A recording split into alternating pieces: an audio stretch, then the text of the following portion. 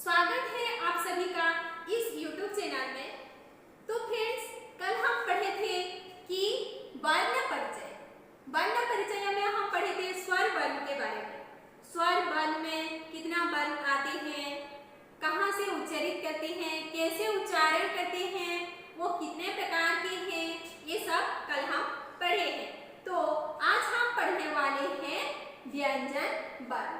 तो देखो, व्यंजन वर्ण किसे कहा जाता है, कौन कौन सा वर्ण आते हैं, ये सब अभी हम पढ़ेंगे। तो देखो, व्यंजन वर्ण की परिभाषा क्या है। जिन वर्णों के उच्चारण में दो ध्वनियां सुनाई पड़ती है वे व्यंजन वर्ण कहलाती है। जिस वर्ण को उच्चारण करते समय दो ध्वनियां सुनाई पड़ती है, दो ध्वनि सुनाई देता है, उसे हम कहते हैं व्यंजन वर्ण। ऐसे भी कह सकते हैं जिस वर्ण को उच्चारण करते समय उस वर्ण क्या होता है, स्वर वर्ण का सहायता लेता है। बिना स्वर के सहायता से जो वर्ण उच्चारण नहीं हो पाता है उसे हम व्यंजन वर्ण कहते हैं। तो देखो, यहाँ पर जो बोला गया है कि दो ध्वनियां सुनाई पड़ती है। तो देखो, जब हम का बोलते हैं, का कैसे सुनाई पड़ता है, का और अ। का अ मिलता है तब जाकर का होता है। तो ये दो जो ध्वनि है, ये दो ध्वनियां सुनाई पड़ता है, तब जाकर के व्यंजन उच्चारित होता है। देखो, व्यंजन वर्ण को ये जो है उसका व्यंजन 5 वर्ग के होते हैं। 5 वर्ग होता है उसका। सर यहाँ पर ऐसे हो गया है, वर्ग होते हैं। 5 वर्ग क्या क्या है, क वर्ग, च वर्ग, ट वर्ग, त वर्ग व प वर्ग। तो क वर्ग में आते हैं क, ख, ग, घ, व। च वर्ग में कौन सा वर्ण आते हैं, च, छ, ज, झ, ञ। ट वर्ग में कौन सा वर्ण आएंगे, ट, ठ, ड, ढ, ण। त वर्ग में आएंगे त, थ, द, ध, न। प वर्ग में आते हैं प, फ, ब, भ, म। तो बच्चों देखो, ये होते हैं 5 वर्ग के वर्ण। ये हो जाते हैं 25। ये सब मिला के कितने होते हैं, 25। उसे हम स्वर्थ व्यंजन भी कहते हैं और वर्गीय व्यंजन भी कहते हैं। तो उसका उच्चारण स्थान कौन सा है, उसे कैसे उच्चारण करते हैं, अभी आप देखेंगे। देखो, क वर्ग जो होता है वो कैसे उच्चारण होता है, कंठ से उच्चारित होता है। कंठ कहाँ है हमारा, यहाँ से कंठ से उच्चारित होता है। कैसे होता है, देखो आप भी बोलना, ठीक है। क बोलते हैं तो हमारा कंठ से उच्चारित होता है, क, ख, ग, घ। ये लास्ट वर्ण जो है उसे छोड़ देना है हमें, और ये जो चार है उसे उच्चारण करना है। तो क वर्ग में जो 4 है वो कहाँ से उच्चारण हो रहे हैं, कंठ से। क, ख, ग, घ, कंठ से ही उच्चारण हो रहा है।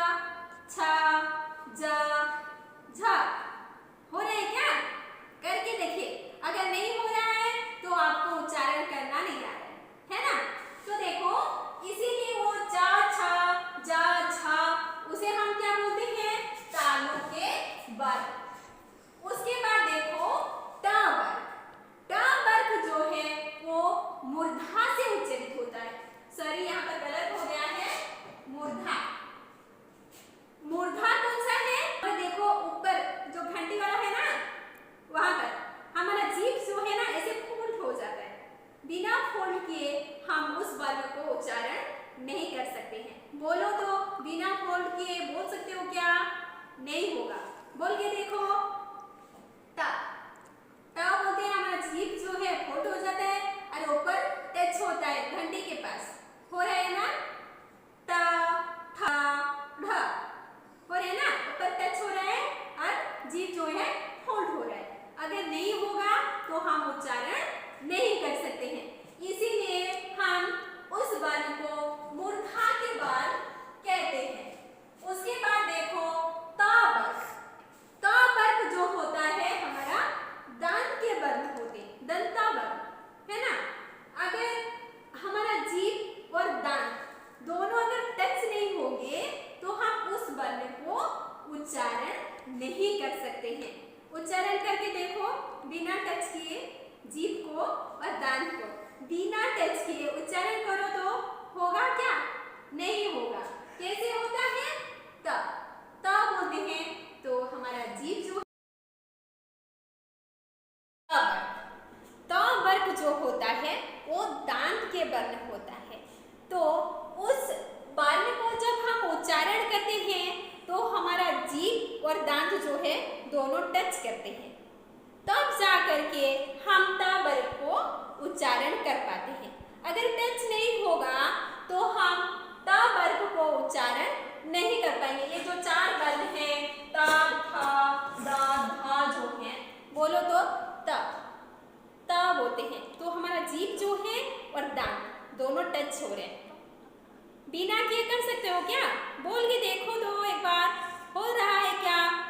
त, थ, द, ध चार वर्ण जो है हमारा जीभ और दांत से टच होके हो रहा है ना? हो रहा है कि नहीं? देखो नेक्स्ट जो है प वर्ग। प वर्ग जो है हमारा जो होठ है, दोनों होठ क्या होते हैं?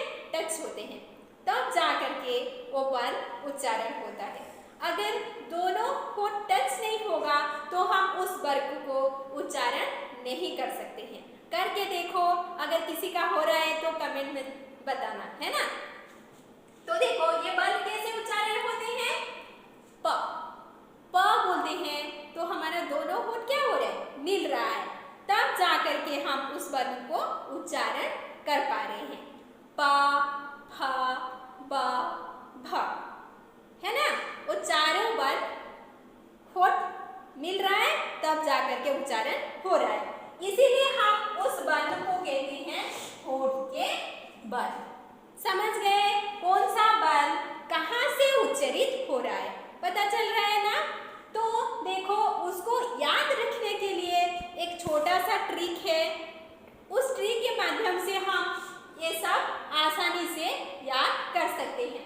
देखो कंठ, के से हो गया कंठ, टी से हो गया तालु, एम से हो गया मूर्धा, द से हो गया दंता और ह से हो गया होठ।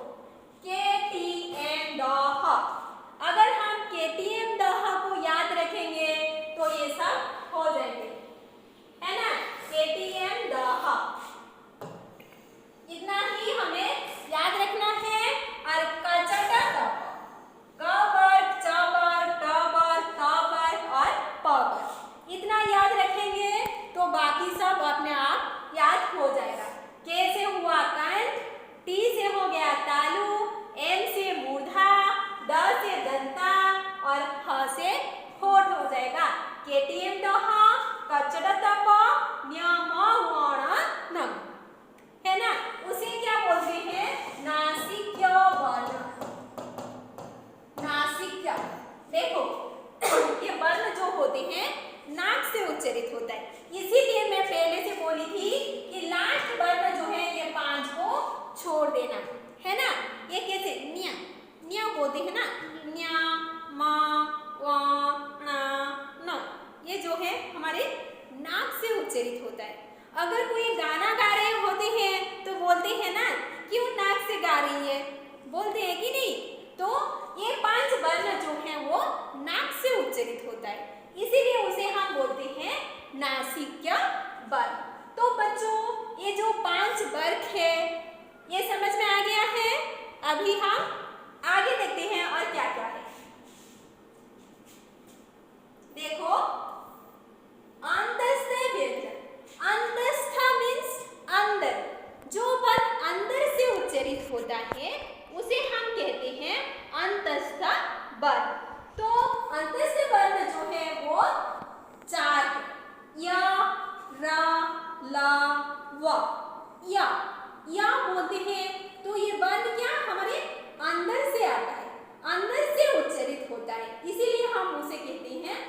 षष्ठ वर्ण। उसके बाद देखो संघर्षी या ऊष्मा व्यंजन। ऊष्मा मीन्स जानते हो गर्म, हो कि नहीं, गर्म होता है ना। तो जब हम ये वर्ण को उच्चारण करते हैं तो गर्म हवा निकलता है। बोलो श स श ह। बोल के देखो, ऐसे करो स स श ह। गर्म हवा निकल रहा है ना मुंह से, तो इसीलिए हम उसे कहते हैं ऊष्मा व्यंजन। समझ रहे हो? समझ रहे हो कि नहीं? देखो उसके बाद है मिश्र वर्ण या संयुक्त वर्ण। संयुक्त वर्ण 4 होते हैं, क्ष त्र ज्ञ स्र। तो क्ष जो है क के साथ स मिलकर होता है, त्र जो है त के साथ र मिल जाता है, और ज्ञ जो है ज के साथ ञ मिलकर बनता है। उसके बाद स्र जो है स के साथ क्या मिला है, र। ये दोनों मिलकर स्र होता है। तो ये 4 जो है संयुक्त वर्ण होते हैं। उसके बाद देखो अयोगवाह। अयोगवाह क्या होता है, अनुस्वार और विसर्ग। हम स्वर वर्ण में पढ़े थे, अम और अह पढ़े थे ना, अम और अह।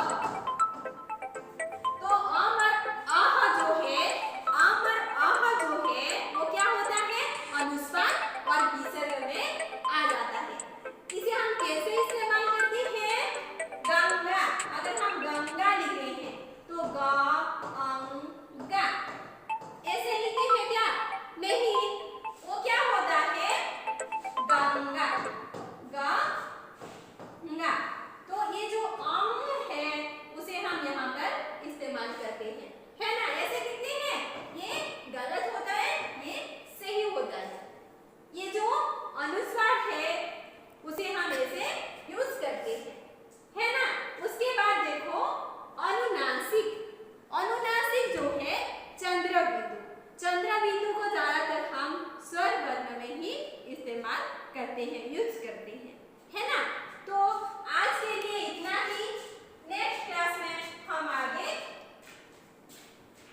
देखेंगे। सॉरी देखो, वर्णमाला जो है उच्चारण स्थान पर जो स है ना, स और स जो है वो एक जैसे उच्चारण होता है, और स जो है वो दूसरा होता है। स और श ऐसे उसका उच्चारण होता है, उच्चारण स्थान होता है। देखो वर्णमाला, हमारे हिंदी में टोटल वर्णमाला कितने होती है, 52। तो कैसे 52 होता है, देखो स्वर